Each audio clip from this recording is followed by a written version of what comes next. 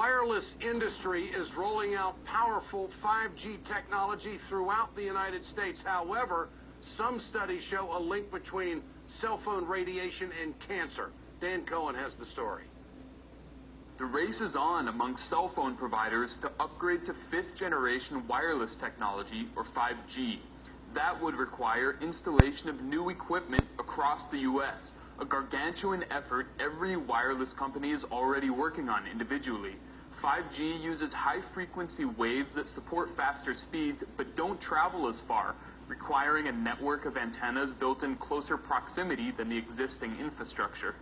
Wireless companies plan to use light poles, streetlights, anything to minimize their expenses. But health experts worry about potential risks associated with exposure to radiation from cell phone antennas. Cell phones emit low levels of radio frequency energy, or RF. In 2011, the International Agency for Research on Cancer identified RF fields as, quote, possibly carcinogenic to humans.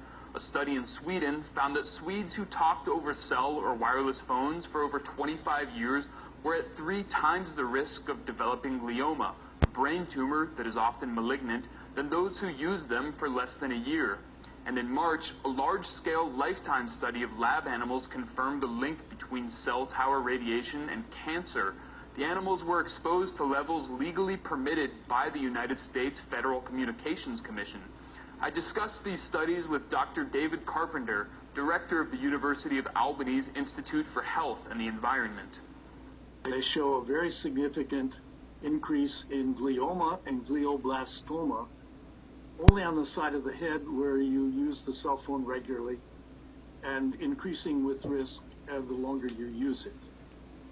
They also have some evidence that the younger you are when you start to use the cell phone, the greater the risk.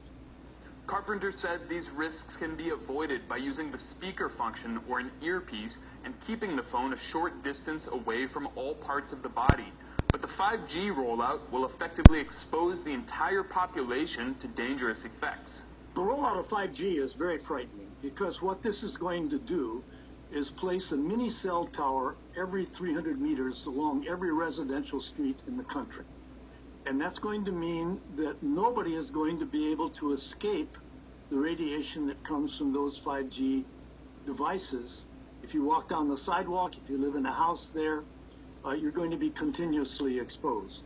Countries like China, Italy, India, and Russia have far more stringent regulations over cell tower radiation than the United States. Our regulators, dominated by physicists and engineers and not health effects people, ignore all of that evidence and therefore have standards that are totally unrealistic and out of date.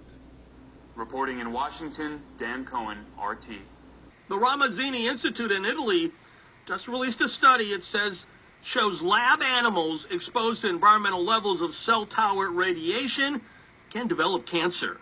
The Institute's study used exposures below the FCC limits, and its results mimic a $25 million study of much higher levels of cell phone radio frequency radiation from the U.S. National Toxicology Program. We have had in the past a lot of wrong attitude, ignoring or discarding or discrediting good results. It is no more the time to do that. The FDA says it has yet to review the Institute's study, but believes the current safety limits for cell phones are acceptable for protecting the public health. I become accepting of the fact that the tower is going to go in. Will it have a health effect on me? I don't know. It will certainly lower the value of my property. Now, one of those wireless antennas slated to go in 20 feet from Mark King's home. We spoke with the Environmental Health Trust. They spoke about the potential health risks associated with 5G wireless antennas and say the antennas could, quote, cause and promote cancer, accelerate the growth of bacteria, and also damage the nervous system, reproductive health, and DNA. We should promote wired, not wireless infrastructure, which is safer, faster, and more secure. Even the top cellular radiation researchers from around the world have a hard time untethering. But they gathered recently in North Carolina to talk about cell phone concerns and whether they really do increase our chances of developing cancer. The panel voted that the results from years of testing on mice and rats were more significant than originally thought. They say they found clear evidence that phone radiation caused tumors in the hearts of rats, similar to tumors in people. In humans, it's seen in the vestibular nerve in the ear, the acoustic nerve. We found it in the heart, although our animals were exposed in their whole body condition. While a given animal is not making a cell phone call, they are, throughout their short 2-year lifetime, getting the same exposure that we would expect people to get in their 70-plus years of life. Activists are now calling for more protections, citing separate studies from France and Italy.